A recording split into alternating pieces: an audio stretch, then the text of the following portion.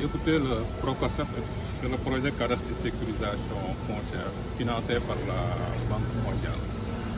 C'est un projet qui entre évidemment dans le cadre des objectifs du plan Sénégal pour 20 ans, parce qu'il vise la réalisation du cadastre universel et la sécurisation foncière en milieu rural.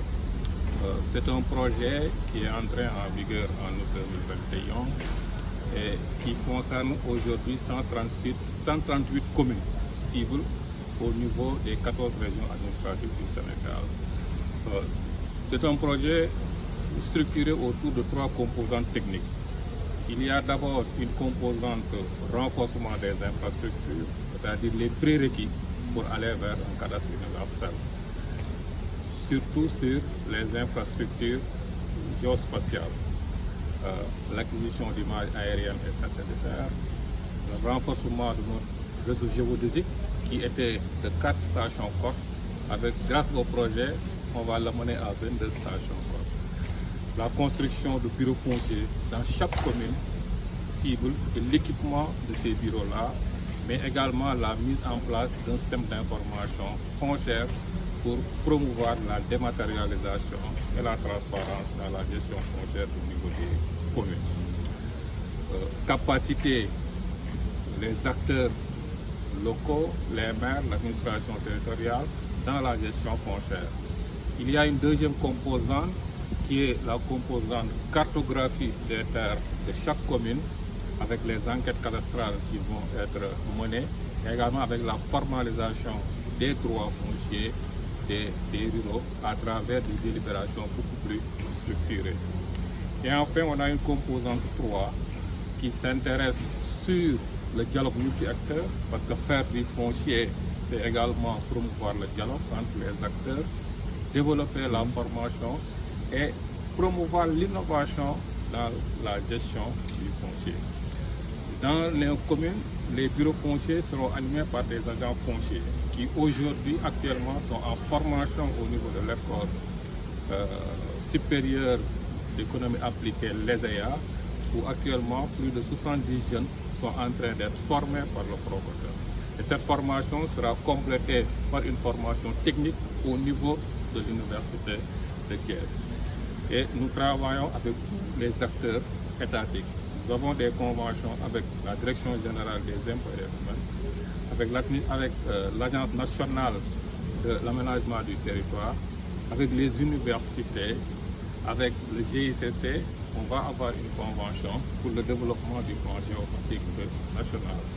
Pour dire en résumé, c'est un projet qui, à terme, va permettre une réduction des conflits fonciers au niveau des terroirs, parce que tout simplement, c'est un projet qui fait la promotion de la bonne gouvernance en matière foncière et la transparence dans la gestion quotidienne.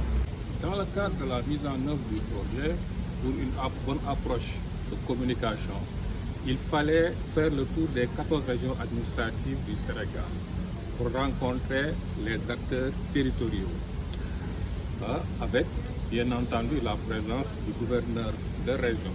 Donc le bilan a été un bilan satisfaisant, parce que de ces 14 régions-là, on a eu à rencontrer, à discuter près de 1000 personnes, 1000 acteurs au niveau des 14 régions administratives du Sénégal.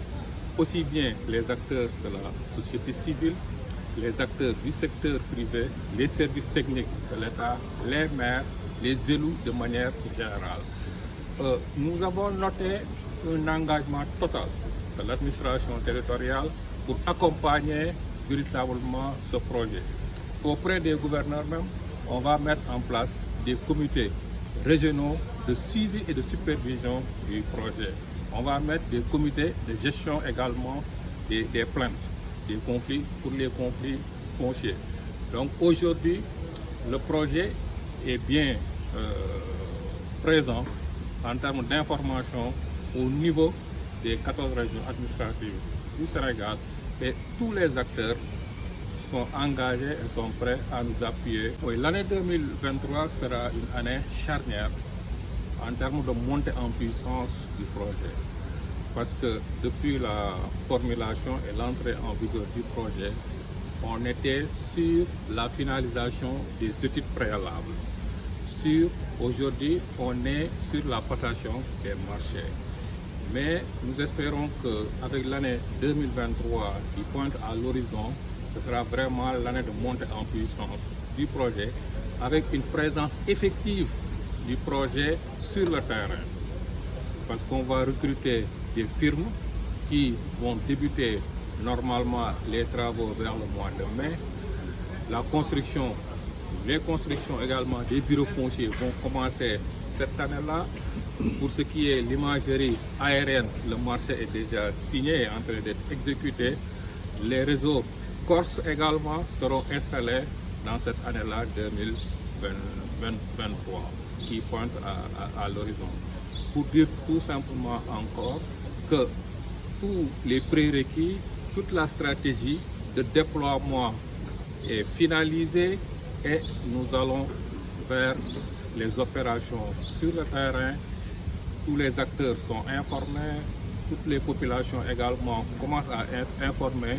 La communication également sera encore beaucoup plus renforcée parce que nous avons signé des conventions également avec l'AMS, l'Association des maires du Sénégal, qui vont porter le plaidoyer au niveau des autres maires, mais également au niveau des populations. Nous avons également signé des conventions avec la société civile à travers le CRAFS, qui également vont nous aider dans la communication au niveau village, au niveau des départements, des arrondissements. Parce qu'on est sur le terrain du foncier, il faut dialoguer, il faut bien expliquer le projet aux populations. Le processus de formulation du projet a été inclusif, la mise en œuvre également sera inclusive et aujourd'hui on est en phase avec tous les acteurs territoriaux.